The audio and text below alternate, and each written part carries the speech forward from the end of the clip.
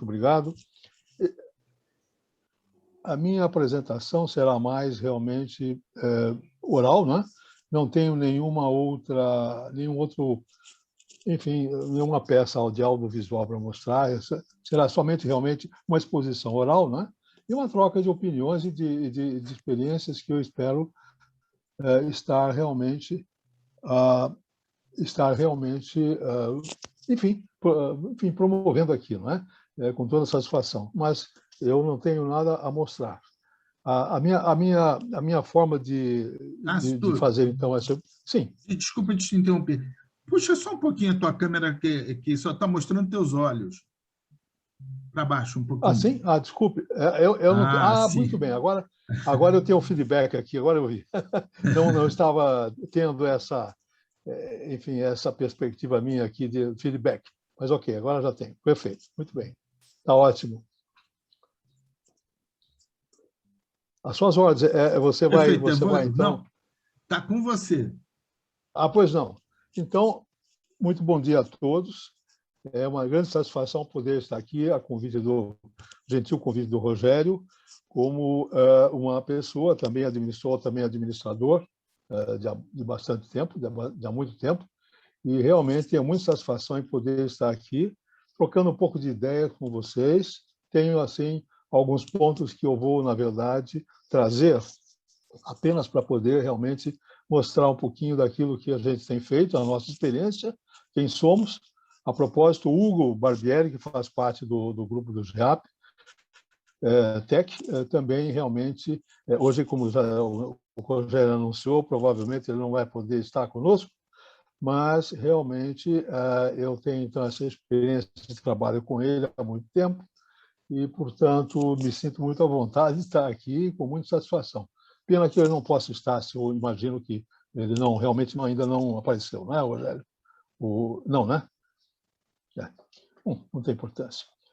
Então, é o seguinte, o que nós vamos então expor um pouquinho, conforme nos solicitou o Rogério, vamos dizer assim, são ideias a respeito do mercado para executivos e conselho executivo, né, que realmente mostram um pouquinho como está essa atividade face à nossa nova situação, o novo normal que nós chamamos, né, e um pouquinho como isso pode trazer uma ajuda nessa situação para as empresas, que é o mais importante. Então, eu posso dizer o seguinte, que, a rigor, o nosso mercado executivo hoje, na verdade, tem uma muito grande influência do que está acontecendo aqui na nossa economia, no nosso mercado, e está realmente, acredito, tem estado bastante, vamos dizer assim, a demanda está bastante deprimida, está bastante contida, executivos estão sendo, na verdade, digamos assim, escolhidos de maneira muito seletiva. Não há a rigor uma situação normal com isso, mas estima-se isso já desde o início de 2020, quando aconteceu a vinda da pandemia. A pandemia realmente trouxe uma paralisia imediata dessas atividades, como todas as outras da empresa também, e é o que realmente eu imagino que tem acontecido com todas as demais partes. A nossa empresa é uma empresa globalizada, então a gente tem informações, notícias sobre situações, não é, que são vivenciadas nos diversos países nessa área também.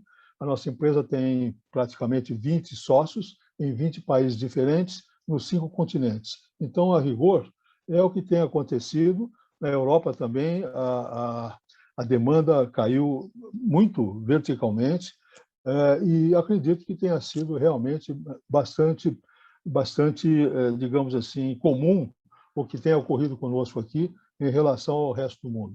Mas, de qualquer forma, o que a gente tem visto aqui é que a nossa atividade, que é uma atividade que faz seleção de executivos dentro de um processo diferenciado, não é? Que, na verdade, iniciou-se nos anos 1950, nos Estados Unidos, e que trouxeram, então, uma oportunidade para se trabalhar dentro de um trabalho de alto nível com a direção de empresas e atendendo, então, às necessidades estratégicas das empresas, né? Isso, na verdade, ocorreu com experiências comigo. Eu fui, na verdade, executivo de empresas também, antes, assim como o Hugo, e depois nos tornamos consultores de seleção de executivos. Ele trabalhou na Boyden, aqui no Brasil, e eu trabalhei na Ward Hall International. Nós representamos essa empresa a um certo ponto, nos anos 1990. Hoje, então, temos a Taplow, é um grupo europeu, né?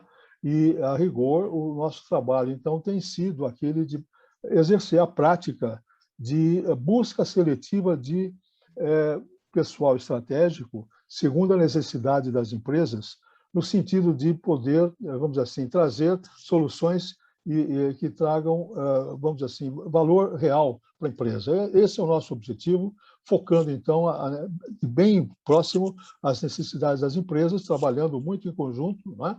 E desenvolvendo, então, essa prática. É o que temos feito. Então, aqui, na verdade, a gente pode dizer que os trabalhos têm sido, então, feitos por mim e pelo Hugo já há um bom tempo, praticamente 4, 5 anos juntos, embora a gente tenha em outras empresas também trabalhado de forma diferente. Mas, na verdade, o Hugo tem muita, digamos, o Hugo tem muita experiência na área de Human Capital e é justamente o que ele traz com a sua própria formação profissional. A minha parte é mais Executive Search e realmente é o que eu tenho feito também. Na verdade, o que eu queria dizer é o seguinte, que essas empresas que estão hoje no mercado, que formam o mercado de executivos, em digamos, em muitos aspectos, o nosso trabalho é confundido, às vezes, com outros trabalhos na área de outplacement, que são completamente diferentes essas atividades, não é? Não há possibilidade de compará-las, porque, a rigor, há um grande conflito. A empresa de Executive Search não pode fazer um trabalho de outplacement, mas o mercado está muito mais carregado de empresas, inclusive de muito bom nível, de outplacement. Mas esse mercado, então, eu não saberia dizer como anda. Mas o nosso mercado está andando de maneira realmente muito seletiva. Como eu tenho certeza absoluta, que já é do conhecimento de todos, essa área mais afetada, no sentido de demanda mais, digamos, buscada, é justamente na área de tecnologia da informação, né, da ciência da informação, e certamente valorizando profissionais, desde analistas até executivos de alto nível. Nós temos tido oportunidade, já dentro do nosso trabalho normal, de contratarmos pessoas dessa área, o que já é difícil. Então, eu imagino agora como as coisas estão acontecendo. Não é realmente, é bem desafiador para todas as empresas, inclusive de search, encontrarem profissionais, porque a demanda é absolutamente absurda. Outra coisa e outra área, eu diria, juntamente com essa, é a de logística.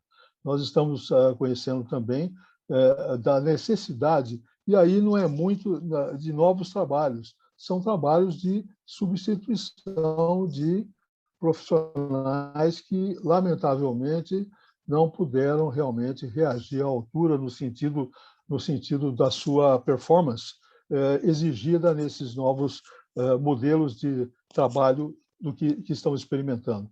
Então, realmente, eu diria que é tecnologia da informação, logística, a parte de M&A também, na parte de finanças, é algo também bastante buscado, quer dizer, é um trabalho que realmente vem sendo feito em razão de, enfim, transformações das empresas, no seu trabalho de juntar-se a outras e fazer, então, um projeto de aquisição ou de fusão. Não é? Então, é o que nós temos experimentado.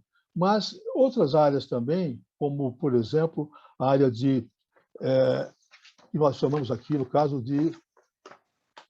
essa área de busca de executivos com características de inovação para trazer realmente às empresas essa parte de sustentabilidade, essa parte, digamos assim, de um trabalho avançado de diversidade. Isso é algo que realmente também está bastante presente, isso globalmente eu estou falando, né? E aqui no Brasil não tenha dúvida nenhuma. Chama-se em inglês Environmental, Social and Governance, né? A famosa ESG, e realmente essas áreas são, digamos, de grande importância agora para as empresas. O mercado está ávido desses profissionais e realmente não há uma formação à altura da demanda, mas são muito buscados, então eu diria que o mercado está aberto a esses profissionais completamente voltados à nova normalidade e principalmente com essas novas, digamos assim, com esses novos conceitos empresariais de qualidade e de competitividade, porque esse é um fator de competitividade importante, todas essas atividades que estamos conversando, e que fazem com que a empresa seja ou não realmente mais, digamos assim, bem posicionada no mercado, né? E o que eu poderia dizer, então, é que eu não poderia dizer muito mais do que eu tenho dito, porque realmente a informação é muito grande. Eu não poderia estar repetindo, vamos dizer assim, situações e casos aqui que poderiam estar já aqui sendo conhecimento, como é mesmo, o conhecimento de todos, principalmente um grupo como esse, absolutamente muito bem informado.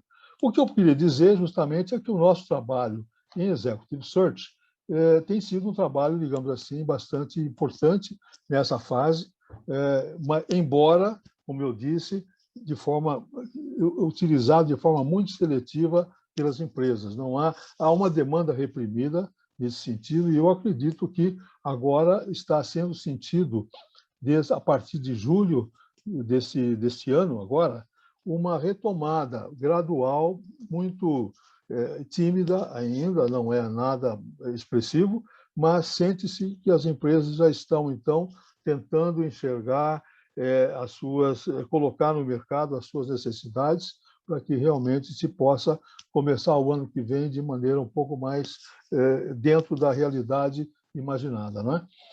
Então, é o que sentimos nesse momento, dessa situação toda que nós temos, e eu acho que realmente teremos muitos desafios a serem vencidos justamente nessa busca a novos executivos que realmente serão um desafio muito grande para nós, realmente entendermos bem essas modificações, não é? E essas necessidades das empresas. O que a gente vai fazer é prestar muita atenção naquilo que as empresas precisam para que possamos trazer soluções conforme suas expectativas. Então, realmente, é algo que estamos aprendendo também, e eu, na verdade, gostaria de também sentir dos colegas que aqui estão, se tem alguma dúvida ou alguma contribuição a dar, porque eu acho que aqui o processo é de mútuo aprendizado, né? E é assim que tem que ser mesmo. Eu, na verdade, fiz uma apresentação, mas eu percebo que eu não gostaria de chover no molhado, porque as informações são aquelas que conhecemos de todos os dias, né? Desde os números da pandemia até realmente as consequências de cada área em que a gente, digamos, foca para poder entender o que está acontecendo. Então, mas eu gostaria de trocar ideias e fico aqui à disposição para que nós possamos fazer isso. Não sei se isso, digamos, atende às suas expectativas, porque o que nós fazemos, eu já pude colocar aqui um pouquinho, a nossa realidade enxergada do nosso ponto de vista também, não é? Mas eu gostaria muito de poder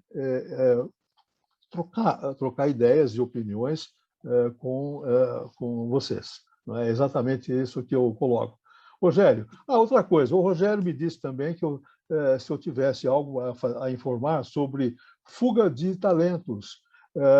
Rogério, eu busquei realmente conhecer um pouquinho da coisa.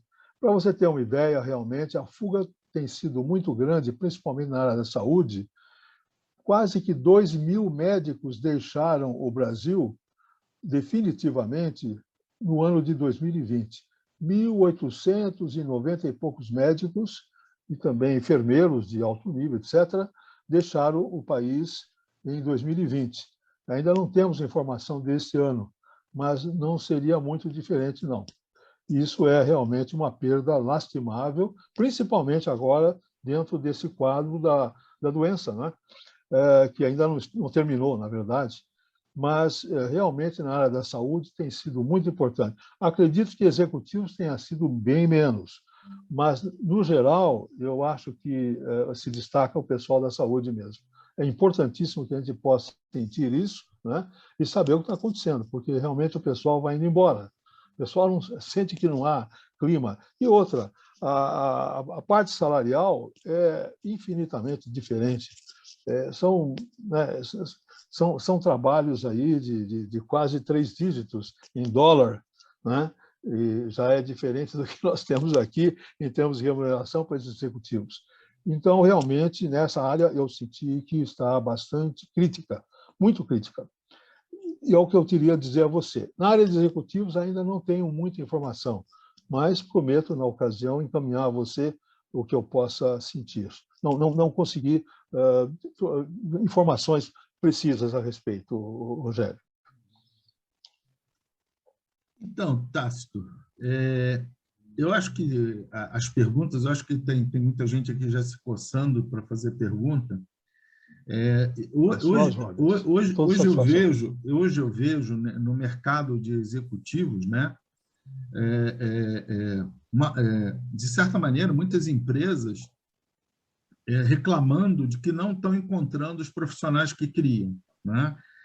E aí a minha pergunta para você é o seguinte: as empresas estão sendo fantasiosas, né? Elas estão querendo exigir a mais do que elas querem, ou realmente é uma necessidade? Porque eu vou comentar um caso que aconteceu comigo alguns anos atrás.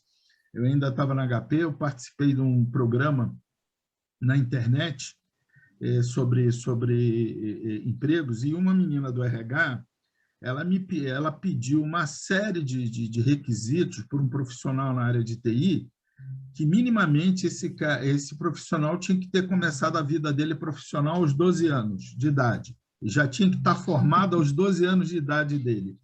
E depois, ainda mais com uma tecnologia que só tinha chegado no Brasil há 10 anos. Então, eles queriam alguém que tivesse com uma experiência de 15 anos naquele assunto, 30 anos de idade, e que fosse o suprassumo. E matematicamente era impossível. O cara tinha que ter 12 anos de idade e ele teria que ter previsto que aquela tecnologia, 5 anos antes, ele teria que ter previsto que a tecnologia ia chegar. Então, aí a minha pergunta é o seguinte: hoje você vê o mercado brasileiro ainda, o pessoal de RH fantasiando, né, esse tipo de pedido, ou eles hoje estão mais, vamos dizer assim, na busca principalmente de executivo, estão um pouco mais realista? Olha, eu diria que a primeira das opções é a que mais se ajusta, viu? É a famosa mocinha da seleção. Então, para impressionar bastante, às vezes, as pessoas exageram um pouquinho nesses requisitos, né? E a especificação passa a ser a especificação de um profissional que não existe, na verdade. Às vezes, no caso, você citou com muita propriedade aí, se realmente não há experiência maior do que os anos que já foram ditos e é exigido algo em excesso, é fantasia mesmo. E acredito que há muito disso no mercado. Sempre se pede a mais para depois se negociar para ser um pouco menos.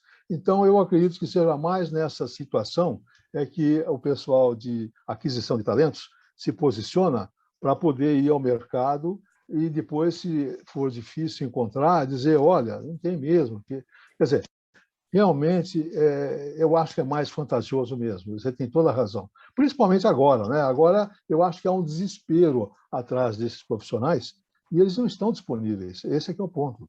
Ou então estão disponíveis a preços mais elevados. Então, fica difícil. Mas essas especificações de posição que são irreais acontecem.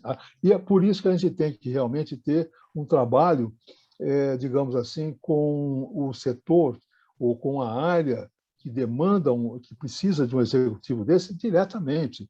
E as pessoas de seleção, às vezes, se interpõem lá para ajudar, mas, vamos dizer assim, interrompem as comunicações objetivas e passam realmente a fazer um trabalho que eles acham. E fica difícil. Isso acontece sim, Rogério. O importante é realmente chegar, eu diria, o profissional de Executive Search tem que se entender diretamente com a área maior representante para que haja um entendimento completo da necessidade. É fantasia, muita fantasia. Estou de acordo com você. É isso aí, na minha opinião. François está ali querendo fazer uma pergunta. Pois não. Bom dia, Tássio. Tudo bem? Bom dia, pois não. Muito obrigado. Tássio, eu em 2015, eu tive minha última função executiva. E, à altura, eu estava com 51 anos, mais ou menos. E o que aconteceu? Eu comecei a procurar emprego, né? E eu tinha até uma boa comunicação com headhunters, com pessoas que colocavam e tudo mais. Bom, eu não consegui emprego. E o que aconteceu que eu percebi desde então? Assim como eu, pessoas com 30 anos de experiência, eu tinha nessa altura 30 anos de experiência, tinha muita gente saindo dos empregos. Tá? Foi o ano que a Dilma, só para relembrar, né? Foi o ano calamitoso da Dilma. E muita coisa aconteceu no Brasil e muitos executivos da mesma carreira que eu tinha, a mesma idade, mais ou menos, também estavam no mercado, começaram a se colocar no mercado. E muita gente muito melhor do que eu, com certeza. Então, o que foi acontecendo?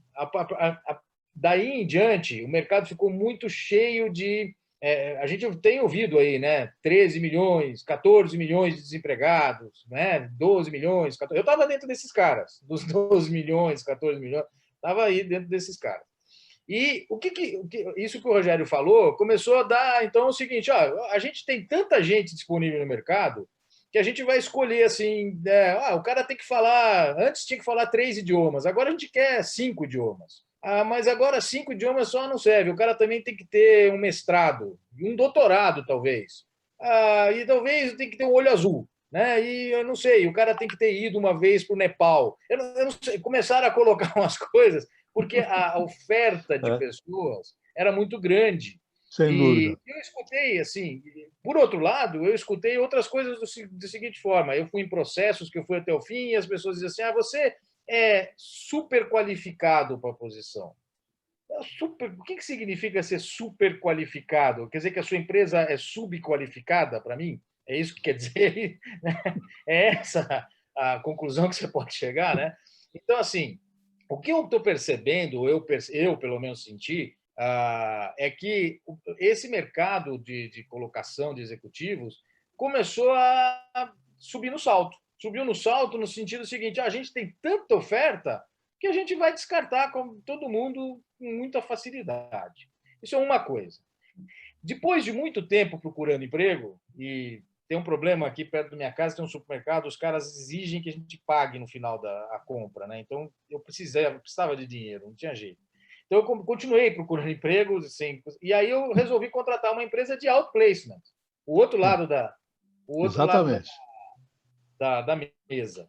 E aí eu tive a surpresa de que eles me disseram assim, puxa, mas dentro do seu perfil, da sua carreira, tem muita vaga. Está sobrando vaga aqui. Ó. Você pode ficar tranquilo que a gente vai te colocar facilmente. Está cheio de vaga. E aí eu falei essa mesma coisa. Mas os headhunters estão dizendo que não tem, que eu não tenho a qualificação. Mas a gente mais ou menos não gosta muito dos headhunters. É isso que eles dizem. A gente não gosta porque a gente conversa diretamente com as empresas. Essa é a outra história que eles colocam. E eu percebi o seguinte, que as empresas, na verdade, elas não estão conversando nem com um, nem com o outro. As empresas estão usando as ferramentas que o mercado oferece por ser mais barato. Usa o LinkedIn, usa o Network, usa o CRA, usa o que tiver. É verdade. Então, O que eu queria perguntar para você é, esse mercado de outplacement ou de headhunters, ele não está ficando um pouco ultrapassado na questão de como se colocar perante as empresas? Olha, eu diria o seguinte, como eles são antagônicos, são processos antagônicos, um é ajudar o profissional a encontrar um trabalho, né? O outro é ajudar a empresa a encontrar a pessoa absolutamente correta e necessária. Então, eu diria que os hunters têm uma missão mais específica em relação à estratégia da empresa e a que ela precisa. Então, eles estão mais com a verdade, não é para puxar a sardinha para a minha brasa, porém, eu diria o seguinte, que o headhunter tem a missão de dar uma solução para a empresa, não raro, de prova de real valor agregado. Então, eles têm que encontrar a pessoa mais qualificada possível. Aí sim, há realmente essa preocupação. Por exemplo, eu quando recebo uma missão, eu não vou realmente, vamos dizer assim, somente completar uma vaga, como se diz, né, no mercado, completar uma posição. Não. Eu tenho que levar uma solução que, além disso, além de fechar a caixinha, é preciso que essa pessoa traga uma contribuição real para a empresa. Então, ele tem que ter tido realizações importantíssimas no seu perfil profissional que o qualifique para isso. Então, é uma análise meticulosa, é uma análise adequada, uma análise que tem que realmente ser séria. Os outplacers, eles, na verdade, buscam, junto ao executivo que busca trabalho, e não junto a empresas. Então, eles fazem um trabalho muito mais, digamos assim, de oportunidade do que propriamente um trabalho focado. E é essa a dificuldade. É lógico que cada um tem a sua história, mas eu acredito que os hunters, eles têm essa missão de, além de resolver um problema de solução de recrutamento, de levar uma solução estratégica para a empresa que realmente valha o trabalho que ele cobra. É isso aí. E ele cobra diferenciadamente do que o outro que faz a busca de um trabalho para uma pessoa que está buscando um trabalho, buscando um emprego. Essas são as diferenças. Então, me desculpe, eu fico com os headhunters e eu sei, sim, que muitos headhunters têm essa postura de semideuses, né? Isso já foi na imprensa no passado, foi analisado com muita propriedade e procurou quebrar um pouco essa divindade, né? Porque eles têm um emprego na mão, então esse poder. Tudo isso é uma grande falácia. Eu acho que o importante é realmente ter uma consciência de servir a empresa de maneira profissional e levar um valor agregado. Aí sim, aí estamos de acordo. Não é só preencher uma vaga, é preencher uma vaga que traga oportunidade para uma contribuição diferenciada. Essa pessoa, normalmente, quando a gente faz um trabalho desse, a gente escolhe um profissional que tem condição de ser promovido lá dentro. Então, tem que ter potencial, ele tem que focar em todos esses aspectos, diferentemente daquele que coloca. Então, e outra, você sabe, não é? Eu diria, desculpa, o seu nome mesmo qual é? Desculpa. François. François. François, é o seguinte, esse é um mercado de muita exploração, eu diria, entre as pessoas, para as pessoas. É preciso ir a uma empresa que eu considero, em duas ou três só, que eu respeito. E vou dizer quais são. Uma é a De Queiroz, excelente empresa, ela não faz esse papel de, digamos, de ridículo antiprofissional. A Career Management também é uma outra, tá certo?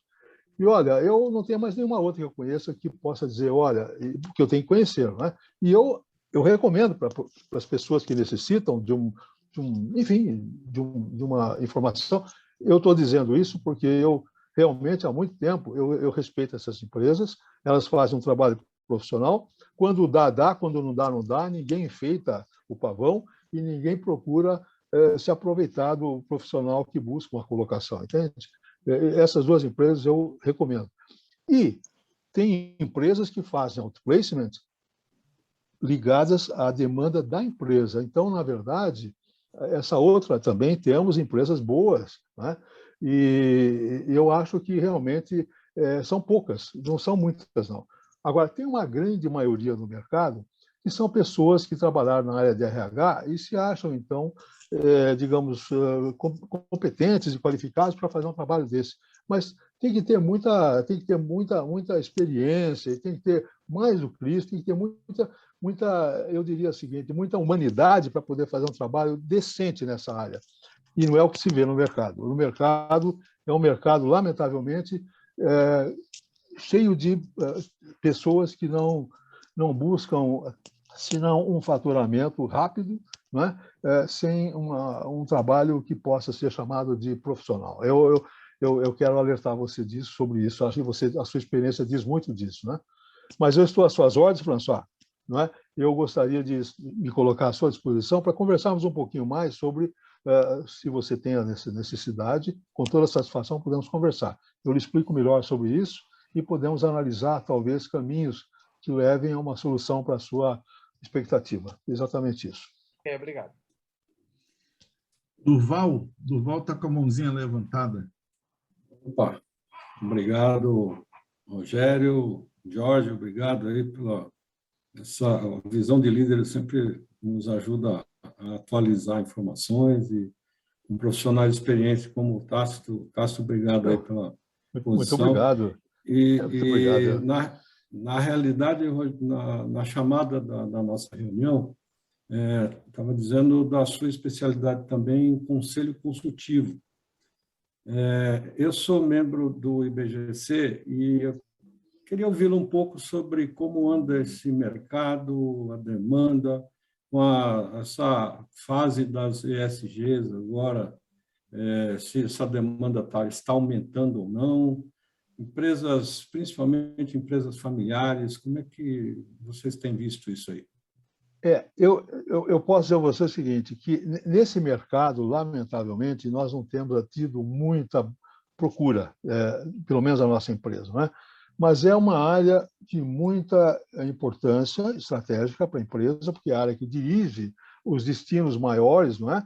E eu diria o seguinte, eu tenho dito muito para profissionais que me procuram nesse sentido, de saber um pouquinho como anda isso, até porque muitos deixam o seu trabalho normal, em regime de diretoria, e procuram se valer, digamos, de oportunidades de mercado nessa área.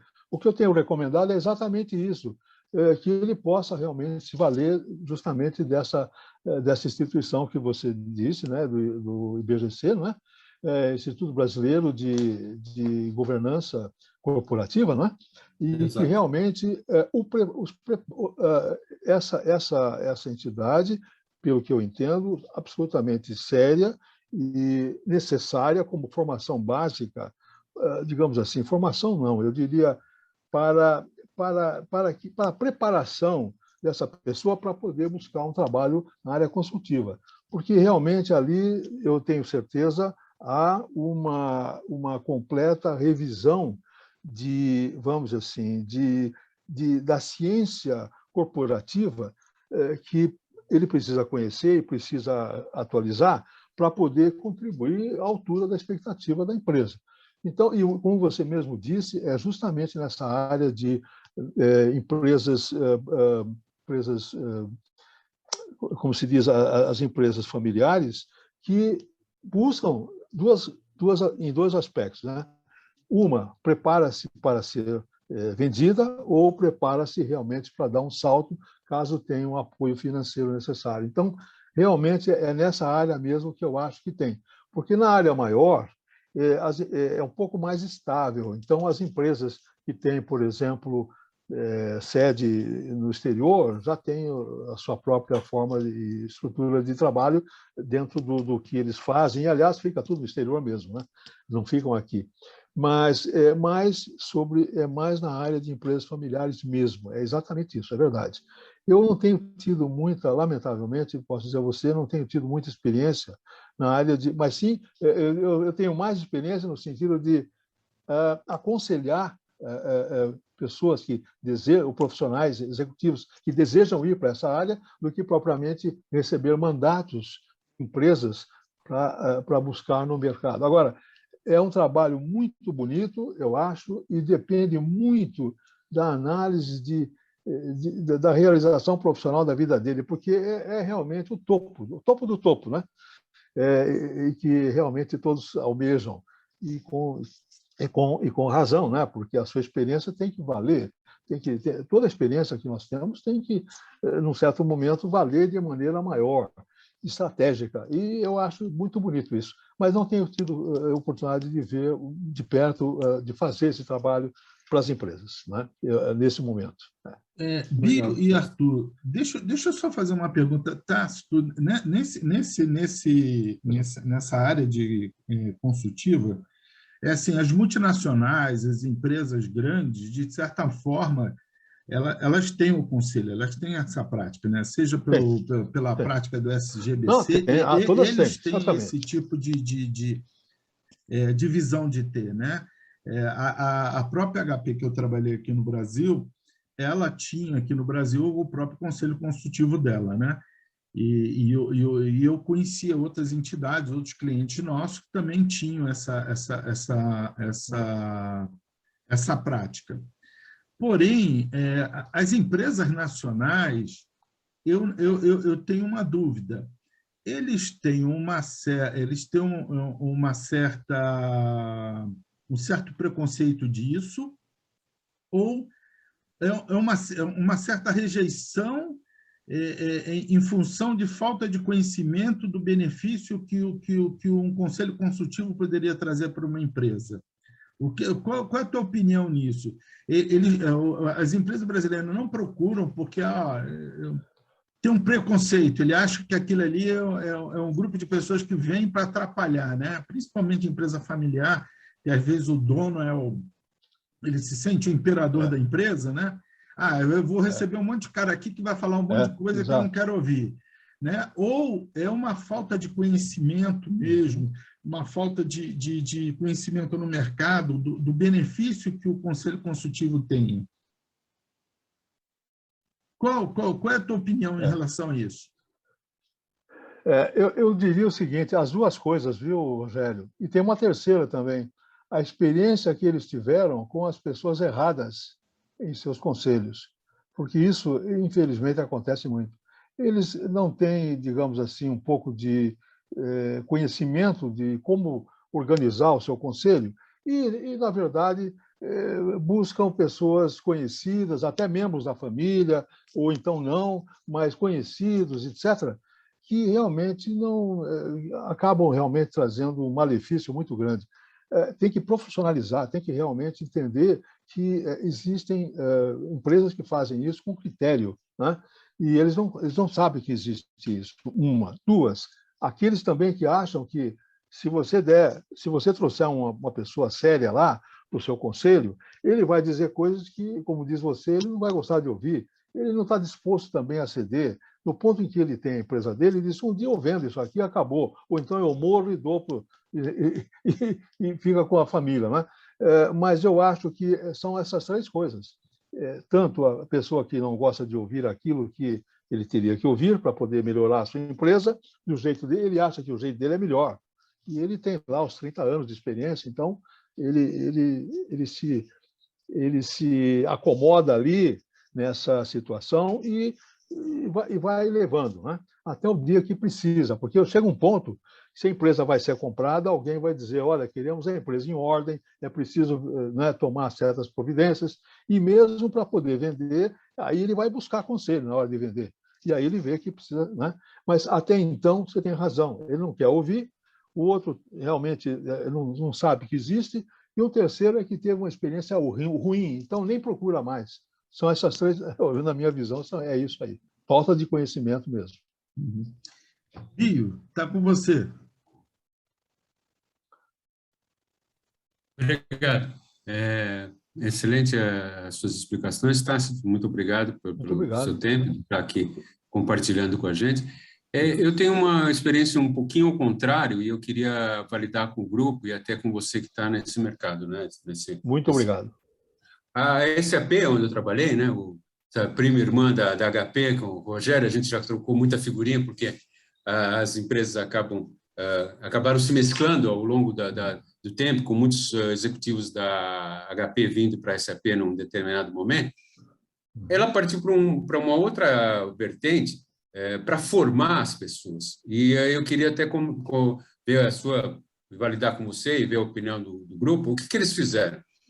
Há uns 7, 8 anos atrás, eles começaram a formar uma academia dentro da SAP de formação de pessoas. Então, essa academia ela começou formando executivos de vendas, né? Seriam vendedores, e eles recrutavam pessoas que estavam formadas há, no máximo, 2 anos, de determinadas áreas de conhecimento, né? Não precisava ser exatamente de tecnologia da informação, mas de determinadas áreas de conhecimento, administração e tudo mais, com um nível de inglês altíssimo, né? E essas pessoas ficavam durante 2 anos trabalhando 3 meses na SAP, como se fosse um trainee, 3 meses numa das subsidiárias, e 3 meses fazendo treinamentos numa academia que foi montada nos Estados Unidos, numa cidade perto lá na Califórnia, perto de Palo Alto, onde a SAP tinha uma sede. E tinha uma outra na Alemanha para formar os europeus. E aí ela, nesses 5 anos, ela deu uma injeção enorme de novos profissionais, tanto em todas as subsidiárias no mundo inteiro, porque ela trazia gente do mundo inteiro, e esses profissionais com assim altíssimo potencial chegavam rasgando, cumprindo metas, ganhando prêmios de alta performance, enfim, e ela deu uma revolucionada na forma de contratação e parou, de uma certa forma, de roubar profissionais da Oracle, da SAS, e passou até ser uma fornecedora de mão de obra, porque essas pessoas tinham altíssimo potencial e começaram até a migrar para essas outras empresas. Você vê no Brasil alguém fazendo isso? Porque eu não vi. Assim, eu vi a SAP, mas era uma iniciativa global, não era uma iniciativa da SAP do Brasil. Né? A Embraer faz. A Embraer faz isso. A Embraer. Você sabe o que eles fazem? As grandes corporações, e a Embraer não deixa de ser uma grande corporação mesmo. As grandes corporações, por exemplo, na Antártica, que era a minha cliente, eles tinham. Né? O que eles fazem? Eles contratam uma empresa como a Dom Cabral, Fundação Dom Cabral, ou mesmo outras do mesmo nível, inclusive faculdades como as da USP e tudo mais, e que organizam, então, essa faculdade, essa universidade corporativa, e para formar gente. E realmente contratam, digamos assim, pessoal recém-formado, até 2 anos de experiência, e colocam em programas internos. Realmente, às vezes, quando são empresas internacionais, na verdade são, muitas delas são, logicamente, mandam sim para as matrizes, para experiências internacionais, né, para se completar. Eu acho que é a melhor forma de fazer o trabalho. Eu acho isso, sinceramente. Na verdade, seria melhor contratar uma pessoa que sai da faculdade até 2 anos de trabalho, até 2 anos, e trazer esses potenciais brilhantes para poder entrar no programa desse, do que tirar alguém de uma empresa, porque isso realmente lamentável. Você resolve um problema aqui, mas causa um buraco lá. Mas é da vida, eu não sei. Isso é um trabalho que acontece dessa forma. Mas eu diria o seguinte, que assim, é a melhor forma, formar uma boa, né, uma boa universidade corporativa, e isso realmente estava na moda já há uns 10 anos. Bem-vindo, eu acho que de 10 anos para cá, as empresas estão fazendo isso. As grandes corporações que necessitam de um certo número de executivos, pelo menos uns 10 a 15 executivos por ano, então, em vez de eles recrutarem, eles realmente resolveram investir dessa forma. E fazem muito bem, até porque as empresas, Dom Cabral é uma empresa fortíssima nesse sentido, né? A FGV também faz isso, tenho certeza, a USP faz, e são soluções inteligentes, né? Demandam, digamos assim, investimentos mais altos. E essa situação é que eu acho que impede, às vezes, das empresas normalmente fazerem isso, né? Então, elas vão pontualmente ao mercado quando precisam de um executivo, é muito mais barato. Em termos de custo, é mais razoável, né? E resolve do mesmo jeito. Então, mas aquelas que têm já programadamente aquele lote de 10, 15 executivos por ano, então valeria a pena fazer sim. Eu acho que funciona dessa maneira. Exato. E a massa crítica, no caso da SAP, a massa crítica, que era realmente uma quantidade grande de executivos de vendas, né? Executivos de vendas, principalmente, né? Os vendedores, né? Onde o turnover é muito grande, né? Imagino, isso, né? E ela se pagava, porque, assim, essas pessoas entravam como praticamente trainee depois de 2 anos, mas entravam com uma vontade de fazer acontecer, que nós, que já éramos mais antigos lá, que a gente suportava a área de vendas, a gente levava... Os primeiros a gente até se assustava.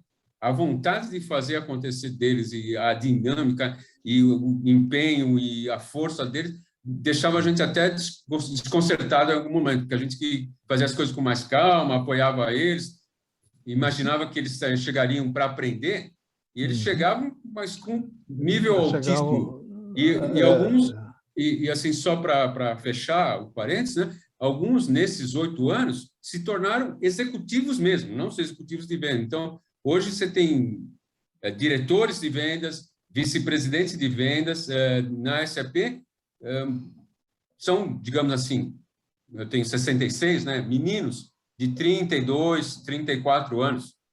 Começaram nessa linha e hoje são VP de vendas, vice-presidentes de vendas de algumas áreas, assim como 34, 35 anos.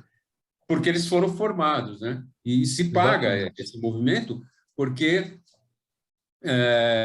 você vai formando todo ano 10, 15, 20 executivos e, de uma certa forma, você vai caminhando para fora da empresa, aqueles velhos executivos, né? De vendas, que tinham aquela formação mais antiga, que eram muito a base da amizade, do relacionamento, e você coloca gente que tem...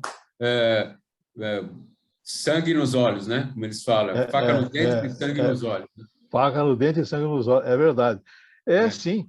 Mas vou dizer uma coisa para você. Essa geração mais recente, ou essas gerações mais recentes, têm produzido pessoas assim com um incentivo interior muito grande. E eles estão livres daquelas amarras que nós trazemos, né? Normalmente, de ter que usar uma gravata. E eles já chegam num ambiente muito mais evoluído.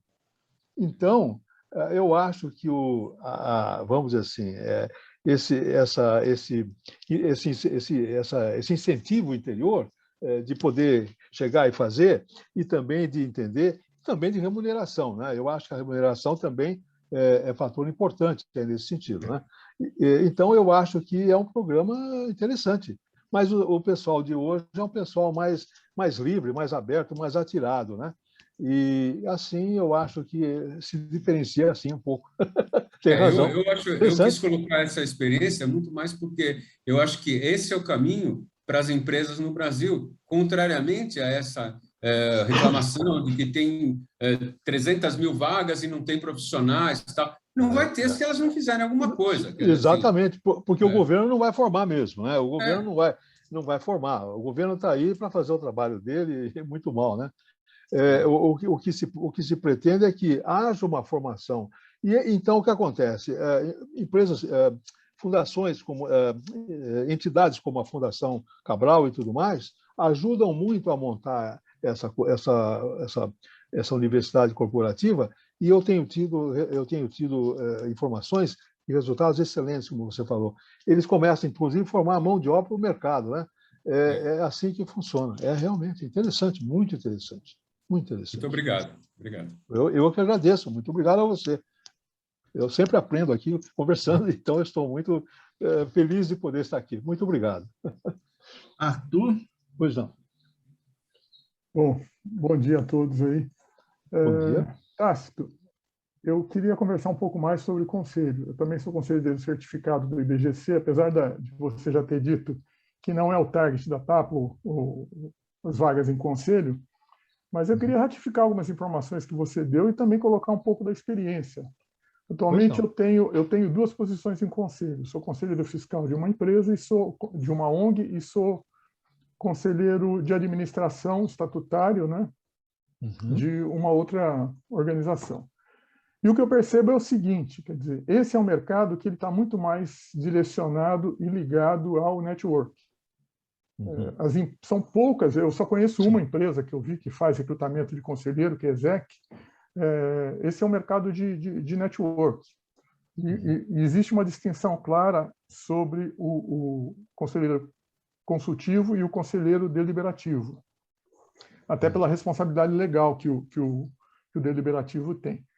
E o que você colocou sobre os conselhos consultivos é absolutamente verdadeiro, é o que eu tenho visto no mercado. Quer dizer, eu trabalhei no Sebrae há muito tempo, então tive a realidade de empresas familiares, eu fui executivo do Sebrae durante muito tempo. Então, esse mercado de empresas familiares é um mercado que eu convivi bastante. E a realidade é exatamente essa. Quando ele passa do estágio para que ele requer uma sucessão, um processo sucessório, ou um crescimento que demanda uma ampliação, inclusive da parte diretiva, e formar um conselho para que ela corra e cresça de uma forma adequada, eles não estão preparados para isso. Ou o executivo principal tem receio de ter alguém estranho na corporação, porque vai dar orientações, mesmo sendo consultivo, quer dizer, na verdade, ele vai sugerir que aquilo seja feito e o executivo vai acatar ou não. Ele tem receio de trazer. Outra é por exemplos ruins de que já foi, que eles passaram por esse processo de tentar formar um conselho independente, um conselho consultivo, e o conselho não deu certo porque pessoas erradas foram para lá. Um dos caminhos que eu vejo, que hoje, inclusive, a própria Bolsa de Valores está caminhando para isso, é que o conselheiro seja certificado para poder atuar. E é um mercado que depende muito de network, principalmente as grandes empresas, quer dizer, isso é verdade. Até pelo processo legal, a responsabilidade legal que o conselheiro tem, é um mercado que exige muito critério na escolha e na seleção de conselheiros. É verdade. Eu queria que, apesar da sua pouca experiência, que você comentasse um pouco mais sobre esse mercado de conselhos. Pois não. Você tem razão, é um mercado de muita influência de network, porque realmente existem as figuras no mercado que são conhecidas, não é? Essas figuras conhecidas, na verdade, são as mais buscadas. Vamos falar de um Abílio Diniz, vamos falar assim de pessoas assim desse nível, ou empresários mesmo, mas pessoas que conhecem e sabem, olha, né, eu conheço tal fulano, fala com ele está livre e tal. É muito network mesmo. Mas, a rigor, existe um processo realmente muito claro de busca de uma pessoa assim. Tudo se trata de entender bem a necessidade da empresa, colocar no papel de maneira clara, para que todos entendam a parte da empresa, a parte do consultor que vai buscar no mercado e o próprio candidato a esse trabalho, né, que eles entendam realmente o que precisa ser feito. Aí está a dificuldade. Nunca é difícil que as pessoas entendam corretamente o que, mesmo junto às empresas familiares, o que a empresa precisa, né? E às vezes também o dono da empresa ou a empresa não sabe bem o que quer, porque também não está orientada. Então, o problema é esse, é definir exatamente o que tem que ser feito e usar esse processo para poder trazer uma solução estratégica adequada, etc. É muito de entender a necessidade da empresa. Agora, é isso aí que você falou, é muito de network, sim, porque se trata de um cargo de confiança. Mas está, normalmente, agora, pela própria expansão da atividade e da necessidade das empresas terem um conselho consultivo que funcione, está se tornando uma prática das pessoas, e é por isso que eu acho que é difícil uma empresa ter um mandato desse, né? Uma empresa de search, de executive search, pode ter, sim, board members. Aliás, nosso grupo na Europa é muito comum isso aí. Aqui no Brasil é que eu acho que ainda não é muito conhecida essa prática de buscar no mercado e fazer um trabalho, né, nesse nível. Mas, ou seja, o conhecimento existe, não existe a prática, né? Mas eu diria o seguinte: poucas empresas estão fazendo isso, eu acho, do nosso trabalho. Mas é algo que paulatinamente vai ser como trazer um diretor de empresa, um CEO, né, que a gente faz normalmente, etc. Vai ser a mesma coisa. Mas eu acho que aí é justamente a empresa, digamos, familiar, tem mais suscetibilidades em termos de buscar uma solução dessa no mercado, eu diria. Mas as empresas, principalmente internacionais, que precisam de um board aqui, por alguma razão legal, eles vão buscar. Agora, muito se faz a respeito também daquelas bancas de advogados que trabalham para a empresa. Então, eles são, na rigor, já um conselheiro, uma fonte natural de indicação de pessoas para ocupar esses postos, né? Porque até agora tem sido muito na área legal, os rumos legais da empresa que têm sido muito importantes do que, às vezes, o rumo dos negócios, né? Então, essas bancas têm fornecido também de maneira muito... Eu conheço isso porque eu fui diretor de muitas empresas, inclusive internacionais, que se valem muito da banca, porque eles confiam nos advogados. Os advogados são advogados já da empresa há muito tempo e tal. Então, eles buscam lá, né, recomendações para trazerem nomes. E aí são advogados até que já se formaram e tudo mais, e estão no mercado e tal. Eu tenho esse trabalho também, essa observação minha que eu trago de outras empresas que eu trabalhei. Exatamente. Não é? Então, realmente, é por aí. Mas o IBGC está realmente, acredito, tomando esse lugar das bancas, né? Porque é uma formação focada, profissional, reconhecida e, na verdade, que está funcionando muito bem, né? Então, realmente, é o que eu acho que tem que ser. Eu tenho tido pessoas lá, principalmente empresas como a Arthur Andersen, que, na verdade, depois foi para a Deloitte, e esses profissionais que eu tinha como clientes lá, muitos deles e diziam: o que eu faço agora? Eu diria: vem cá um pouco, senta aí, vamos conversar um pouco. Você quer continuar a trabalhar? Quero. Então, você vai ter que ir para um conselho. Você é um diretor de uma empresa nesse nível, não é? Não vai ser possível você entrar numa empresa por causa, talvez, da sua situação, já, a sua idade e tudo mais. Então, você vai para um conselho. Então, você vai ter que realmente passar lá pelo IBGC, etc., e tenho tido, as pessoas têm me agradecido, parece que tem dado certo para alguns. Então, é isso que eu posso dizer para você que eu conheço. E um outro aspecto crítico que eu vejo é exatamente isso, quer dizer, existe muito conselho formado essencialmente por advogados, pela questão legal, mas o aspecto crítico que eu vejo em conselho é a diversidade, quer dizer, quando você tem uma estratégia, uma empresa, ela atua no campo de atuação dela. Quer dizer, um banco não precisa ter só economistas e advogados no conselho dele. Ele precisa ter gente de outras formações, até para que marketing, por exemplo, marketing, né? Novos negócios, esse pessoal que tem essa experiência mais de business, né? E também com relação a gênero. Tem se trabalhado muito, e o discurso é absolutamente verdadeiro, sobre a diversificação de gênero nos conselhos. Quer dizer, hoje, exatamente. 17% dos conselheiros são mulheres. É um número muito baixo, muito baixo. Quer dizer, você precisa dessa contribuição para que haja diversidade. E a diversidade vem em todos os aspectos. Esse é um outro ponto crítico que os conselhos enfrentam hoje.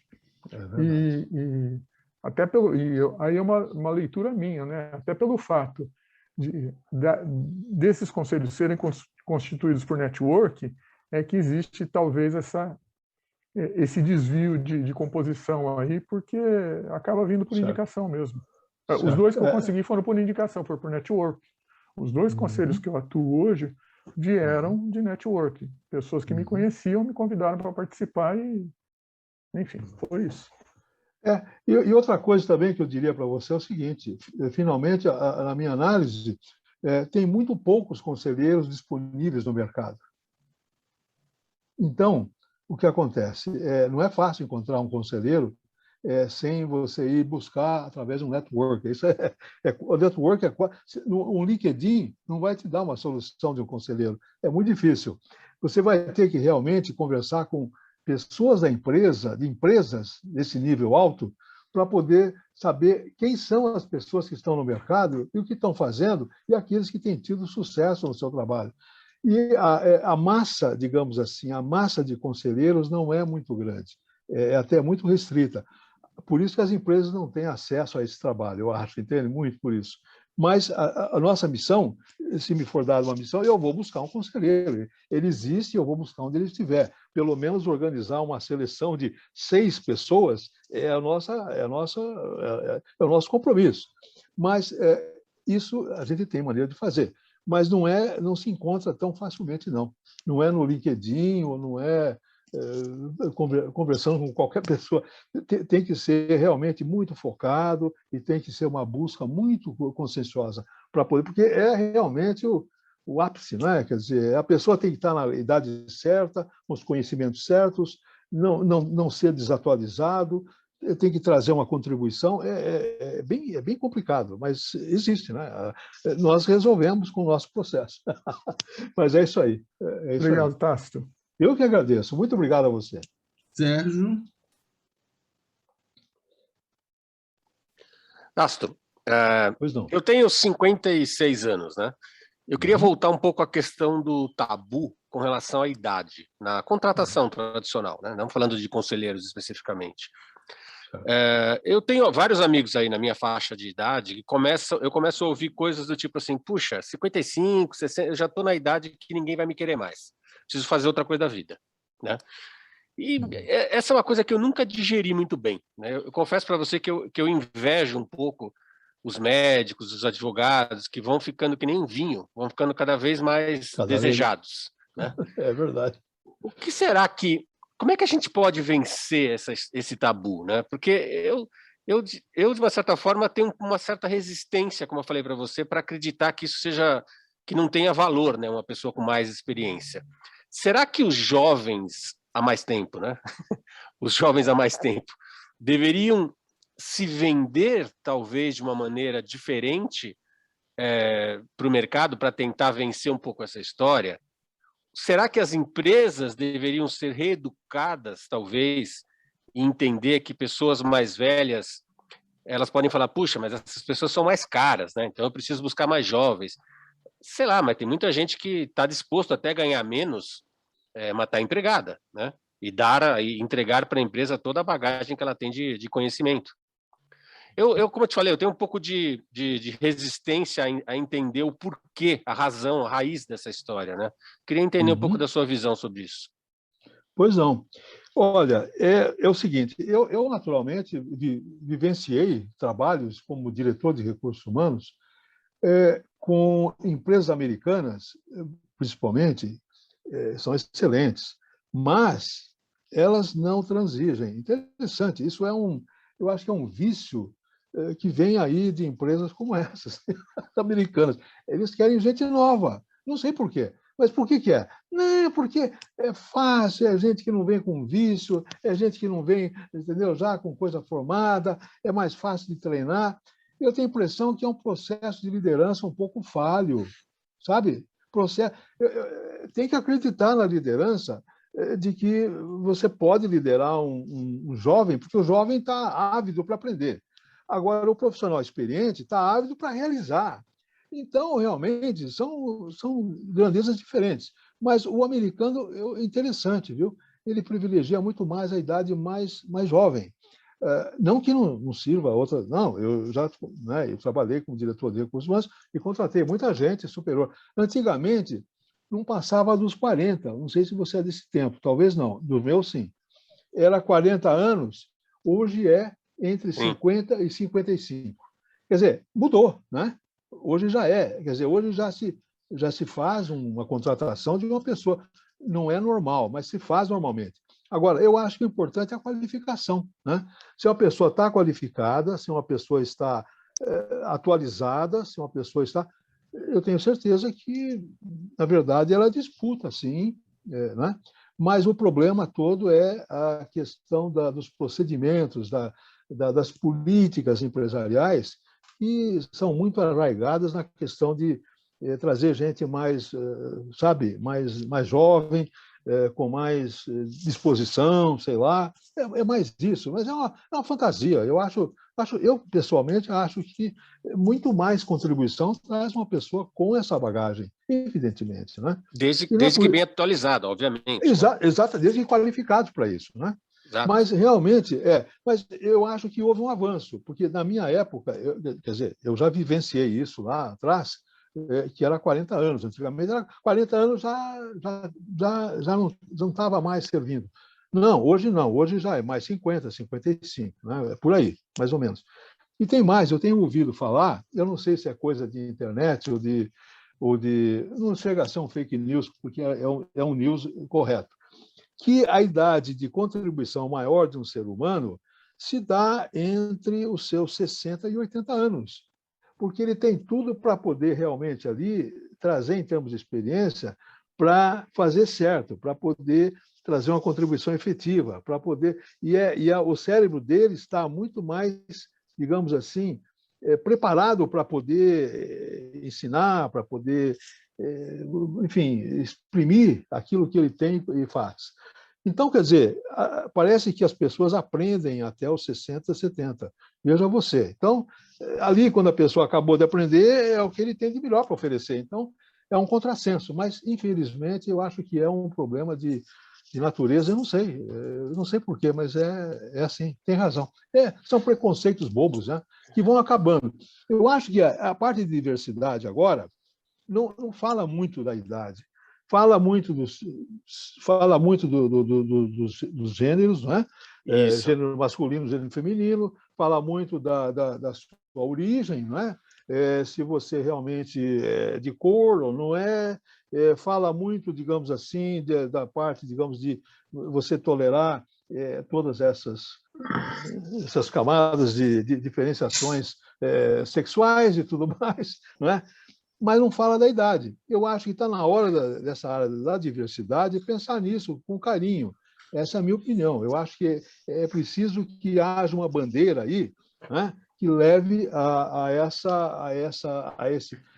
esses formadores de opinião, né, são formadores de opinião, que realmente a idade é uma das coisas que se insere muito bem na diversidade, porque está provado que o melhor de uma pessoa é quando ele chega a essa parte dos 60, 70, entende? Então, não faz sentido barrá-lo antes, né? É assim que eu vejo. Perfeito. Eu acho que você tem realmente um bom ponto. Talvez a questão da diversidade de idade não se tratou muito bem com relação às outras. Não, ainda não chegou, na verdade. E eu acho que se encaixa muito bem, porque é aí que está. Porque aí é uma questão, inclusive, eu tenho, como eu falei, eu tenho sabido, tenho tido conhecimento de que realmente a pessoa é muito mais inclusive produtiva, viu? Nessa área, muito mais dos 60 para frente do que antes, entendeu? Interessante. E não é trabalho braçal, não, é trabalho intelectual, trabalho realmente de executivos e tudo mais. Então, eu acho que está na hora, sim, da diversidade tomar conta disso. É uma bandeira que tem que ser levantada. Alguém que vai lá e diga, olha aqui, está na hora de alguém pensar nisso. Então, é verdade. Então, as empresas que prezam, né, que se prezam, não vão tratar só de sustentabilidade, a sua parte de carbono tá resolvida. Não, vai ter também lá, né, além de ter pessoas de cor, vai ter pessoas de cor, pessoas de gêneros diferentes, pessoas lá daquelas nomenclaturas que vão até não sei aonde, e também na idade. É isso que eu acho. Legal, muito obrigado. Eu tenho um instantinho. Eu tenho um comentário para fazer, só um minutinho aqui, que tem um microfone aqui aberto. Eu tenho um comentário a fazer referente a isso. Como eu trabalhei em empresa americana a minha vida inteira, existia um estudo da década de 50, que eu cheguei a ler na época, um resumo dele, da década de 50, não, de 60, que dizia que o ciclo produtivo das pessoas começava aos 18 e terminar aos 40, ela começava a declinar. E, então, as empresas americanas, elas eram muito baseadas nisso. A HP pagou vários e vários estudos no mundo inteiro. Inclusive, quando teve os e-mails, eu me lembro de um estudo polêmico que a HP falou que as empresas que usavam e-mail no seu dia a dia para trabalhar, como meio de comunicação massiva, quando chegava no final do dia, a pessoa estava exatamente como se tivesse fumado um cigarro de maconha. Esse era o estudo, foi feito na Inglaterra, e esse foi o resultado do estudo. Então, as empresas americanas eram muito baseadas nessas coisas de estudo. Então, tinha isso, que as pessoas, após os 40 anos, começavam a declinar. Talvez, na década de 60, isso fizesse até sentido. Eu me lembro, quando eu era pequeno, né, com 10, 12 anos, a gente era comum achar que o cara com 50 anos já estava aposentado, era vovô, estava jogando dominó na praça, né? Hoje está diferente. Eu tenho 60 e não consigo me visualizar assim. Eu falo assim, cadê aquele vovô de 50, né? Que eu vi quando era criança? Eu não consigo visualizar isso. É verdade. Né? Nem fisicamente, nem coisa. A maioria do pessoal de 60 anos tem um outro ar, tem um outro pique, tem uma outra coisa. Então, eu acho que isso é uma primeira construção de uma crença que veio sendo construída dentro do mercado corporativo. Isso é uma crença. A segunda coisa é que tem muitos jovens subindo a cargos, vamos dizer assim, de alta importância, de alto nível dentro das empresas, da alta administração, e que esses jovens, de certa maneira, ou por uma ascensão muito rápida, né, por uma ascensão muito rápida, por uma visão daquela de que o mundo é digital hoje, né, e os velhinhos que não conseguem nem usar o e-mail direito, estão fora do mundo. Então isso se criou uma outra crença. Eu cresci rápido. Aos 34 anos, já praticamente estava no nível de diretoria na HP. Porém, uma das coisas que fizeram era que eu tinha um mentor dentro da HP. Eu tinha que me aconselhar o tempo inteiro com os mais velhos, com as pessoas mais velhas. A HP tinha consultores, pessoas que faziam mentoria com 70 anos, pessoas que estavam se aposentando da HP e serviam de mentor para você. Então, você era acompanhado com os mais velhos. Com essa coisa da digitalização, de internet, e muitas pessoas de certa idade terem hoje um pouco de dificuldade em entrar esse raciocínio, eu já escutei moleques, eu fiquei um bom tempo, fiquei uns 3 anos dentro do Google, tentando entender toda essa molecada, tentando entender como é que funcionava o raciocínio desse pessoal que vinha de startup, essa coisa toda. Eu era boomer para eles. Às vezes eu falava assim, me explica como é que funciona isso. Ih, tio, você não vai entender não, cara. Eu sou da geração boomer. Eu falei, tenta me explicar, cara. Tenta me explicar. Não, é que surgiu uma metodologia nova aí, não sei o que, o Lean. Aí você fala assim, o quê? O Lean? É uma metodologia nova? E você se passa por boomer, que você não entende de nada. Eu nem sei se eu sou da geração boomer, eu acho que a geração de 60 não era ainda boomer. Mas você passa por... Não. Por boomer. Essa foi a resposta que o cara me falou. Era pós, né? Agora. E isso cria, de certa maneira, vamos dizer assim, uma crença no mercado. Eu tinha um amigo que quando saiu da HP, era do RH, saiu e abriu uma empresa de headhunter e acabou não sendo muito feliz por várias práticas. Ele comentava que empresa que tem garoto muito novo na liderança, o cara com mais idade não entra, porque primeiro que ele morre de medo de um cara entrar e acabar fazendo sombra nele. Então, daí começava a crença, né, no inconsciente dele, começava essa crença de que só pede gente mais nova. E aí, talvez, aquele caso que eu contei, né, que a menina do RH estava pedindo um cara que dentro do ciclo, o cara tinha que estar formado aos 12 anos de idade para poder trabalhar na empresa, talvez daí é o resultado das coisas que a gente vê hoje. O cara não consegue nem concatenar a realidade com coisa. O medo dele é muito grande. Então, eu acho que essa é uma crença que ficou muito enraizada na maioria das empresas americanas e, de certa maneira, isso acabou sendo passado também, talvez, para as empresas nacionais. Porque você também vê a mesma reação nas empresas nacionais. Passa para o mercado. Como é que eu vou dizer? Uma crença que acaba levando talvez uma total, como é que fugiu a palavra? Preconceito, né? De que os mais velhos não vão dar conta do que isso tem é preconceito, aí. Completamente. Então, eu acho que a gente lida com... Eu não sei se fora de empresas americanas, na Europa, em outros países, a coisa talvez funcione desse jeito, diferente. Um pouco menos. Né? Não, um pouco é diferente, menos, eu posso me garantir, é diferente. Porque aqui no Brasil, infelizmente, é assim. Para você ter uma ideia, no LinkedIn, você já pode marcar lá o limite de idade que você quer. Então, você pode se candidatar. O Vargas também era assim. Você se candidata. Você já está acima do limite de idade, o sistema acata a tua candidatura. Mas o recrutador nunca vai ver você. Não, acata por razões legais, não é? Porque a lei impede que haja essa distinção. A mesma história... Anúncio de jornal não pode. Hein? A mesma história do CPF. Toda empresa diz que não consulta o CPF, que não vê isso. Toda empresa consulta o CPF e vê se o cara está devendo alguma coisa. Como é que é o histórico do cara? Não tem jeito. Não, aqui nós não fazemos isso, mas faz. Né? A outra coisa que o François, que nós estávamos comentando aqui do replacement, eu conheci uma menina numa empresa que toda vez que ela me via, depois que eu saí da HP, ela dizia assim para mim: eu tenho uma vaga que é a sua cara. Vem lá para a minha consultoria, vem para cá.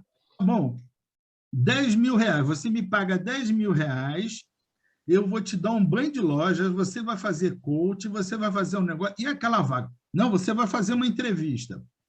Eu realmente fiz uma entrevista. Não sei se era o cara da empresa realmente. Eu fiz a tal da entrevista. Meses depois, e aí? Não, é que eles estão discutindo internamente lá ainda, houve um problema, estão com problema de custo, talvez fique para aqui a 2 meses, tal. Eu sei que chega no final do contrato 12 meses, ela diz: agora você vai ter que fechar de novo mais um pacote de 12 meses para mim poder dar continuidade. E aquela vaga que eu já estava concorrendo? Cara, aquilo ali, miou. O cara desistiu da vaga, não sei o quê. E assim vai o mundo, né? Assim vai o mundo. Tem toda a razão. É uma exploração do próximo que não tem tamanho, sabe? Eu odeio esse tipo de coisa, entendeu? Eu disse, eu jamais vou trabalhar para alguém, não é possível. Porque há muita exploração e você acaba se envolvendo nisso sem querer, às vezes, entendeu? Um sócio seu que faz uma besteira tem que trabalhar para empresas. Eu sempre quis trabalhar para empresas, mas é degradante um negócio desse, né? É degradante, né? Infelizmente. É muita picaretagem no mercado. Muita. Paulo? Luiz Moncal, como vai? Tudo bem? Nos conhecemos há um bom tempo. Tempo da Revlon, provavelmente, né? E então eu queria cumprimentá-lo. Como vai? Tudo bem? O Paulo vai fazer a pergunta dele, depois o Luiz entra. Eu só queria comentar, tá, isso que você falou sobre essa pesquisa que você falou que fake ou não a news. Em 2013, eu trabalhava para uma empresa americana, mas a divisão que eu respondia era totalmente na Suécia. E eu me lembro bem que foi em agosto, mais ou menos em agosto daquele ano, um colega meu sueco falou justamente isso, falou sobre um estudo feito lá na Suécia, na época, né, sobre a idade que a pessoa era mais produtiva. e estava aí circulando na faixa dos 45, 55 anos, enfim, 55, 56 anos, era algo assim. Eu tinha 50 na época. E a justificativa era basicamente que a pessoa já tinha tido filhos, já tinha criado os filhos e podia se dedicar à empresa. E eu me lembro que eu estava, inclusive, nessa situação, meus filhos já com 20 anos, cada um já na faculdade, quer dizer, não tem aquilo de levar para a escola, vai buscar, você não pode viajar porque tem que dividir o trabalho em casa com a mulher, quer dizer, então, realmente, a lógica da produtividade era pelo fato de que você não precisava mais se preocupar tanto com a sua família e podia ter, né? Não precisava dividir o seu tempo com a família, você podia ter mais tempo disponível, né, com a empresa. Então, eu achei bem interessante. Um mês depois, eu fui demitido dessa empresa e também nunca mais consegui emprego. Então, a teoria acho que era boa só na Suécia. Aqui no Brasil, ninguém levava em conta. Pois é, tem sim. Eu diria que é um preconceito estúpido, mas é um mercado contaminado com essas ideias realmente malucas. Eu tenho a impressão e tenho a esperança de que se reverta, né, com a diversidade agora, né, com essa preocupação com diversidade, né? Porque também tem uma coisa, empresas que começam a fazer agora esse tipo de atitude, amanhã, se não for politicamente correto, ela vai ter problemas, né? Então, isso provavelmente vai se resolver. Eu acho que com o tempo vai se resolver. Eu acho. E só para concluir, essa da diversidade eu acho que já existe, tá? De certa maneira. O ano passado, acho que foi até minha filha que encontrou em algum lugar e me falou, pai, olha só, eu acho que era a Unilever, estava contratando estagiário acima dos 60. É mesmo? E eu me inscrevi e fui recusado, porque eu só tinha 57. Esse é o cúmulo. Mas eu cheguei a ver depois, eles puseram no LinkedIn essa vaga, tal, estagiários acima dos 60, e mostraram a pessoa que foi contratada, puseram lá no meio dos jovens, tal, e eram mais 60. Então, eu tenho que esperar ainda mais 2 anos para poder... Uma vaga, Paulo. Foi uma vaga, Paulo. Ô, Paulo, eu acho que a mocinha... Eu me inscrevi e fui recusado porque eu não estava fazendo universidade naquele momento. Tinha isso, da universidade. Era meio propaganda só isso, sabe? Verdade, tinha uma coisa meio assim. É a história da academia, né? Eu me inscrevi, porque o meu genro trabalha lá, e aí eu me inscrevi porque ele ficou me enchendo. Não, porque você tem muito conhecimento, você podia ser até coach, não sei o que e tal. Eu me inscrevi e aí fui recusado porque eu não era recém-formado. Agora, como é que uma pessoa com mais de 60 é recém-formado? Verdade, tinha esse outro requisito. Estudando, mas eu tenho pós, tenho mestrado, tenho não sei o quê, e eu tenho que ser recém-formado. Eu falei... Isso é a história da academia. Isso é a história da academia. A empresa abre a academia dentro da empresa e depois só os Highlander podem fazer academia, né? Não é para todos os mortais da empresa. Como diz o François, a gente tem que entrar numa unisquina da vida para poder concorrer a essas vagas. Mas interessante, né? Não querendo tirar... Vai ter que ter cabelo loiro, eles vão achar outras coisas depois. Não querendo realmente aí diminuir a importância do assunto, mas alguém lá na Lever andou vendo aquele filme O Estagiário, com o Robert De Niro, vocês devem ter assistido, né? É muito interessante. Sim. Mas isso, né? O sujeito realmente resolve todos os problemas, entendeu? O Senhor Estagiário, o nome do filme. O Senhor Estagiário. Muito bom. Moncal, você... Vamos lá. Não, eu queria só fazer um comentário da minha visão desse problema de discriminação. Né? Eu sou contra, não é que eu seja contra os movimentos que combatem a discriminação, certo? Porque hoje você vê os movimentos sobre idadismo, feminismo, racismo, contra o racismo, contra o feminismo, contra o idadismo, etc. São movimentos contra. Eu acho que está errado. Não que não se deva combater as agressões, vamos dizer, que existam em relação a esses grupos. Mas eu acho que existe um grande erro nisso, porque nós temos um problema de cultura. As pessoas não são culpadas da cultura e dos paradigmas que eles herdaram. Eu me lembro que no meu primeiro cargo de gerência, eu tinha 30 anos, 31 anos, certo? Precisei contratar um analista, certo? E apareceu o currículo de alguém com 41 anos. E eu recusei, porque eu falei, velho, é verdade que no grupo todo mundo tinha 20 e poucos anos, não tinha ninguém, o grupo de 8, 10 analistas, não tinha ninguém com mais de 30. Mas hoje eu mordo da língua, assim, eu não esqueci nunca mais disso, porque depois dos 60, eu faço 80 daqui a mês que vem. Depois dos 60, eu nunca mais consegui uma colocação, fiz consultoria, etc. Então, o que eu acho que o que deveria ser feito, eu acho que, inclusive, por parte nossa, certo? É de valorização das pessoas e não culpar quem não valoriza ou quem discrimina. Então, eu acho que o movimento, eu vejo muito, como eu costumo usar uma frase, que é, por exemplo, despertar a sociedade para a realidade das novas gerações de idosos. Porque as novas gerações são diferentes. E quando eu falo em despertar, eu não estou acusando ninguém, porque quando você fala de idadismo, você está automaticamente acusando quem não valoriza o idoso.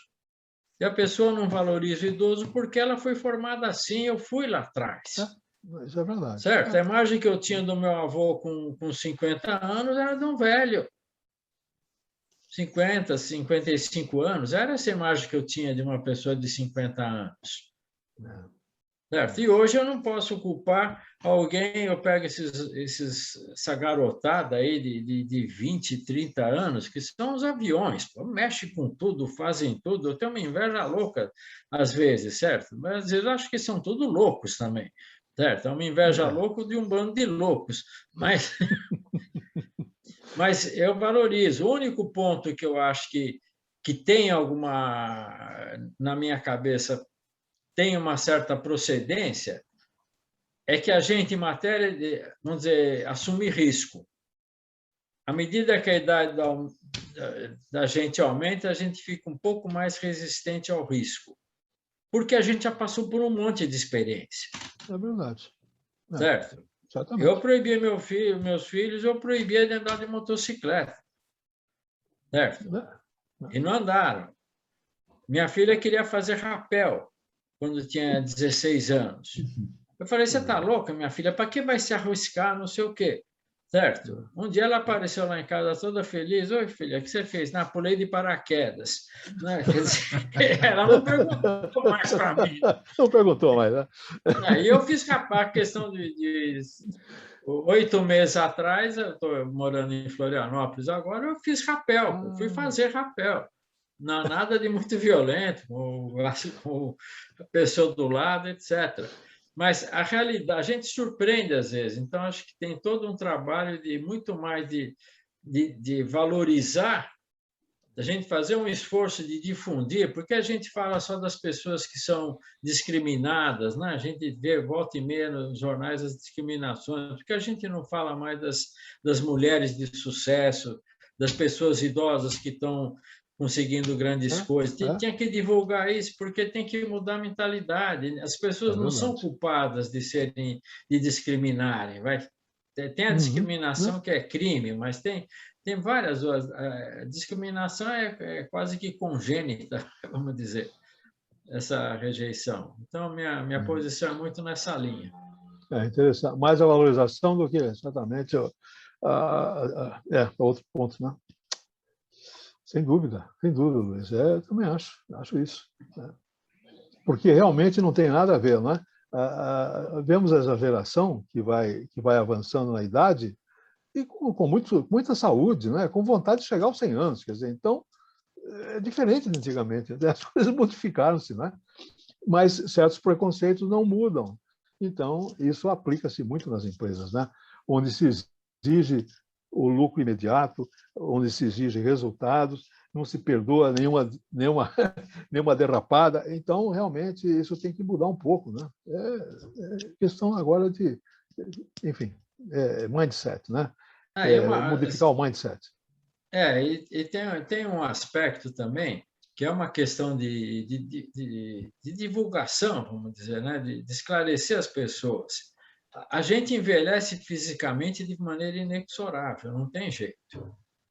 Cada um no seu grau, dependendo de cada um, da vida que teve, etc. O envelhecimento físico é inevitável. Então, eu tenho muito cuidado. Eu não subo mais em telhado já faz uns 10 anos. Certo? Eu costumava subir, tem goteira, sobe lá em cima, opa, está na hora de eu tomar mais cuidado, porque o equilíbrio, a gente perde um pouco o equilíbrio, a não sei que tenha muita atividade, etc. Mas é importante a gente saber que precisa, vamos dizer, na parte de física, a gente realmente envelhece, não tem jeito. O único jeito é parar de viver. Agora, na parte de mentalidade, de cabeça, de capacidade, de tudo, a cabeça da gente, a gente só vê quando encontra um amigo que não vê há 10 anos, a gente olha e fala, puxa, como está velho. Ele deve estar pensando a mesma coisa quando olha para mim, certo? Mas, então, o físico deteriora, vai caindo, mas a cabeça da gente... Eu saí de São Paulo no começo desse ano e mudei para Floripa porque eu falei, não, eu tenho que planejar, eu tenho que sair da minha zona de conforto, eu quero fazer coisas, eu quero realizar coisas, eu gostaria de trabalhar numa empresa como conselheiro, como consultor, etc. Me sinto apto para isso, mas sei que eu tenho uma série de limitações, de perdas, certo? Decorrentes da idade. Mas, poxa, tem um monte de coisa que a gente poderia estar contribuindo e muito. Eu saí de São Paulo e vim para Florianópolis, falei, eu tenho que sair da minha zona de conforto e arrumar meu espaço para os próximos 20 anos. Quando chegar no 100, eu penso de novo. Certo? Sei lá eu como vou estar, né? Sei lá eu se eu vou estar escolhendo... Eu vou estar decidindo se eu quero ser cremado ou enterrado, eu não sei qual vai ser o desafio que eu vou ter. Mas...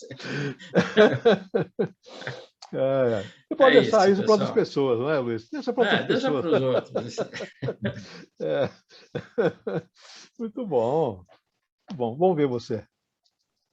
Pessoal, também, a gente está chegando perto de meio-dia e a gente ainda tem uma pergunta da Estela. Pois não? Estela.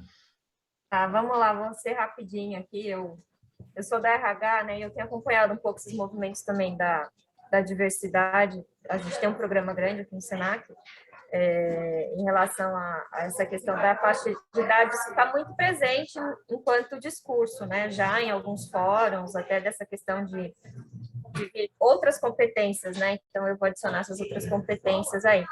E aí, o Tássio trouxe para a gente que as empresas estão buscando novas competências nos executivos. Aí é minha dúvida, pela sua experiência, de saber, né, porque tem todo esse movimento da ESG, de uma consciência mais ampliada, a pandemia traz muito esse discurso, né, que a gente agora olha de uma outra forma, a gente se deu conta de outras coisas, que o ser humano é mais importante que o resto, tudo isso.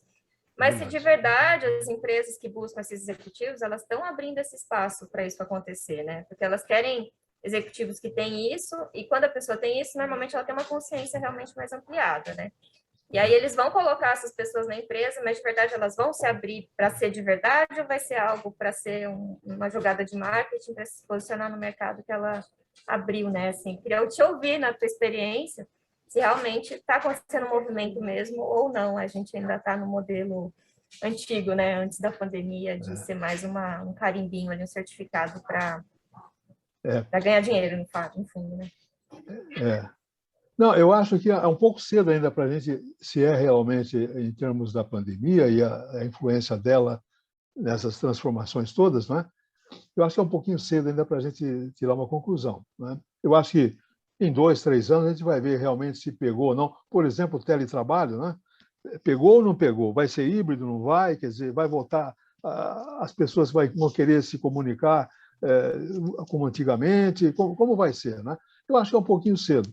Nesse momento, eu acho que aí há fortes razões de natureza até ameaçadoras da própria vida, né? Porque esse sujeito pega, Muita gente, inclusive jovens, pegam uma doença dessa aí e podem morrer. Quer dizer, então, não é brincadeira. Então, tem que tomar cuidado mesmo, né?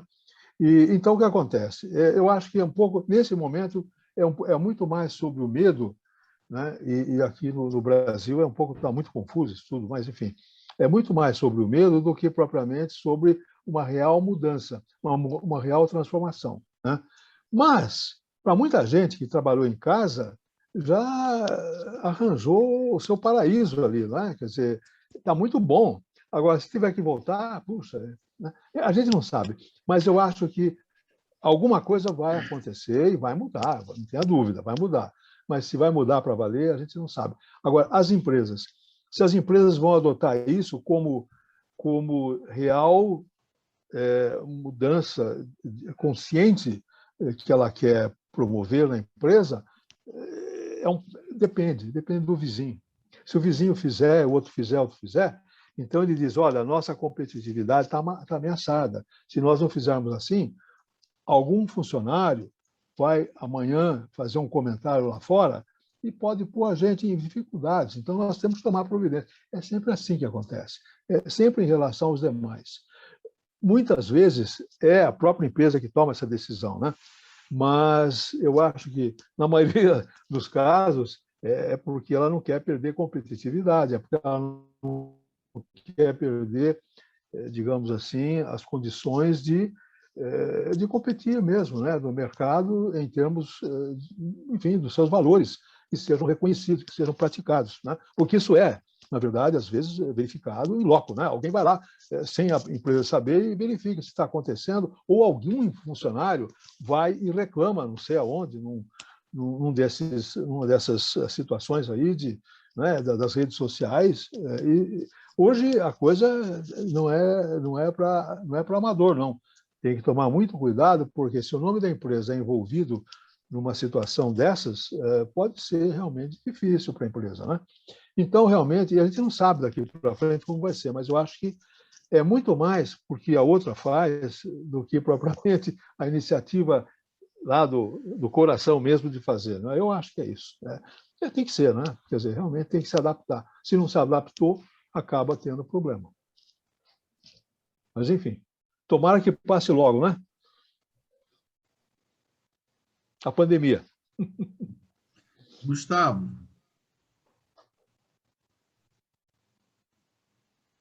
Tácito, prazer enorme em meu querido amigo, você tá bom? Que gostoso, né? Nosso conhecimento já é de décadas, né? Quando é de décadas. Os cabelos não eram tão clarinhos, né? É verdade, é isso mesmo, Gustavo. Você tá bom? Graças a Deus, está tudo muito bem. Bom eu queria ouvir um pouquinho, se você pode comentar, eu acho que duas forças antagônicas, né? De um lado, a gente ouve muito a empresa precisa se humanizar, os líderes têm que usar mais soft skills e assim por diante, tá? E eu ouvi de um consultor amigo meu dizendo o seguinte, olha, empresa é lugar onde não devem existir sentimentos, só deve valer o lado lógico, quantitativo, racional. Eu sinto que o modelo antigo e o modelo novo estão dentro dessa polaridade, dentro desse conflito, né? Como é que você vê o papel dos executivos nas empresas ou buscando colocações e assim por diante? Queria te ouvir. Olha, eu acho que está todo mundo indo para o lado da humanização, viu? Porque realmente eu acho que o famoso politicamente correto é que está valendo agora, não é, Gustavo? Isso está tomando uma força muito grande e está entrando, sim, eu acredito, no meio, no mercado. Quer dizer, as empresas estão tomando isso como... Eu acho que as redes sociais é que estão fazendo essa modificação, essa transformação violenta de comunicação, né? E é tudo muito rápido e não dá tempo. Então, as empresas estão ficando um pouco com medo. Eu acho que esse pensamento da racionalidade absoluta vai ter que ceder, porque senão a empresa, uma hora ela cai. Uma hora alguém vai dizer, olha, na minha empresa, ignoraram isso, ignoraram aquilo, ignoraram aquele problema meu e não são humanos e agiram de maneira absolutamente contrária a qualquer princípio de valores, etc., que ela diz, né, que ela diz ou que ela acha que está escrito lá, enfim, na faixa, mas não está sendo honrada, e a empresa vai ter problema. Então, eu acho que a tendência é, sim, humanizar. É o que eu acho, sinceramente. Não é? E acredito também, Gustavo, que não tem mais lugar para pessoas que pensam assim, eu acho, né? É muito radical, né? Não, é claro que os resultados são cobrados, mas também, evidentemente, né, você não pode realmente introduzir um regime de terror na empresa para os resultados. Isso acabou, né? Não existe mais isso, né? Eu acho. Legal. A tendência é ir para o racional prevalecente, não para o racional da falta de humanidade. Não, acho que não. Diz que a mais longa viagem que o ser humano pode fazer é do cérebro ao coração, entende? Então, eu acho que é por aí mesmo. Né? Ficamos na torcida e todos acho que trabalhamos, cada um da sua forma, né, para atingir isso. Legal. É verdade. É verdade, Gustavo, é isso mesmo. Que bom falar com você. Que bom. Professor Marcos. Eu estou pronto.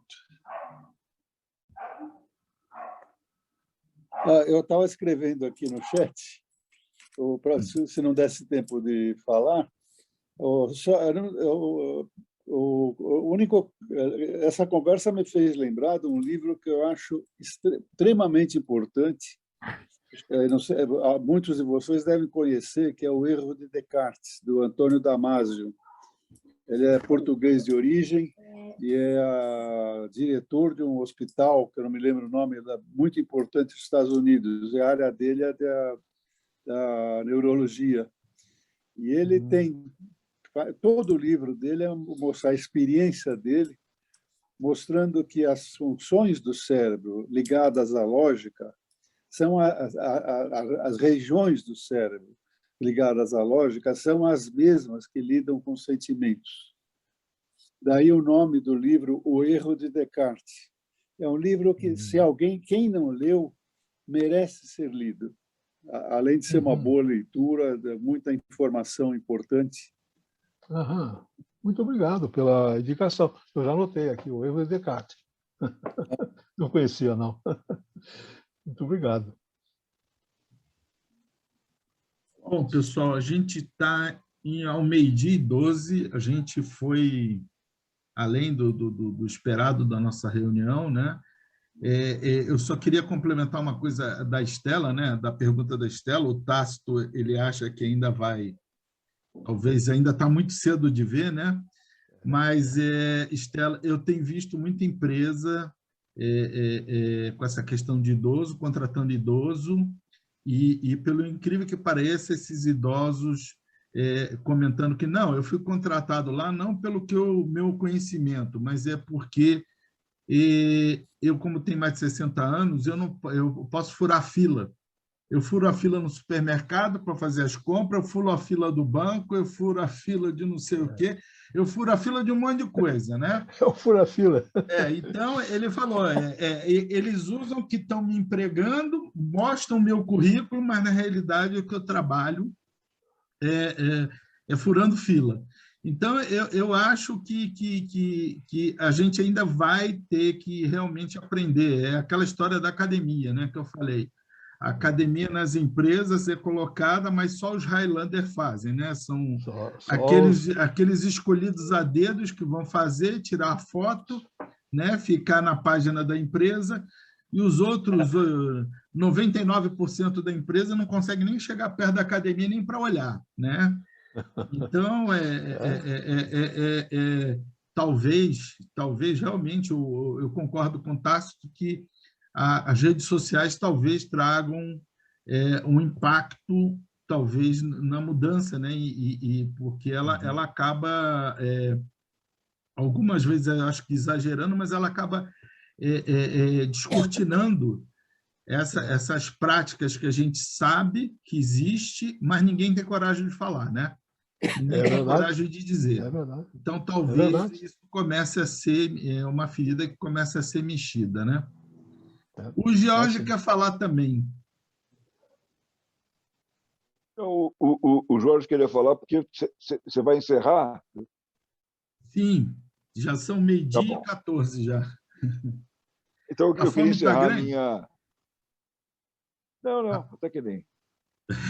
Eu queria encerrar dizendo o seguinte: de tudo isso que a gente falou, eu tenho um convite irrecusável a todos vocês, que desemboca em romper com as fronteiras do mercado e ignorar completamente a concorrência.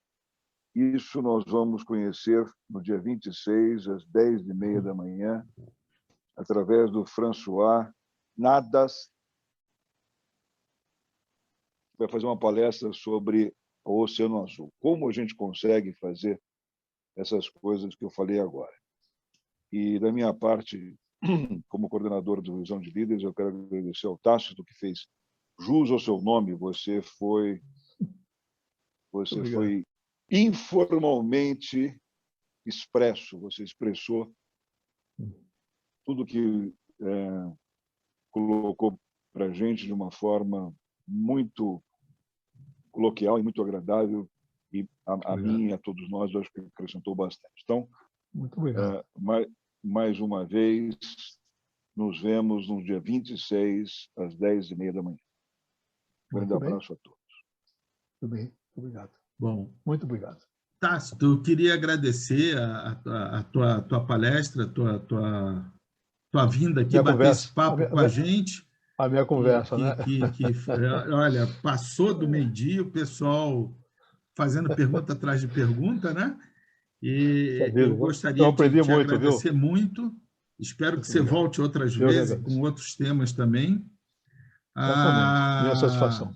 O George já deu recado, eu ia falar sobre a apresentação do François, mas o George já deu o recado.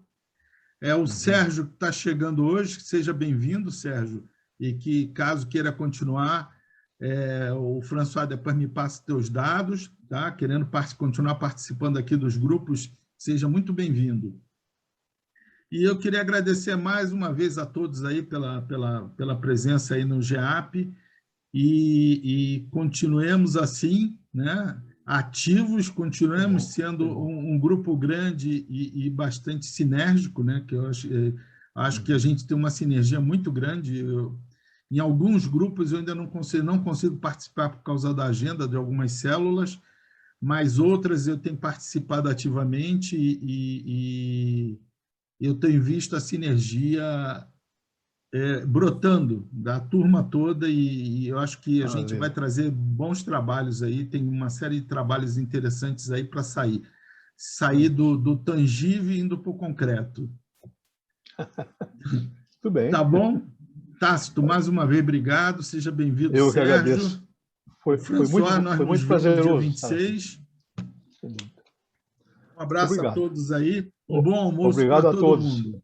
Obrigado a todos. Muito obrigado. Obrigada. Boa tarde. Boa tarde. Boa tarde.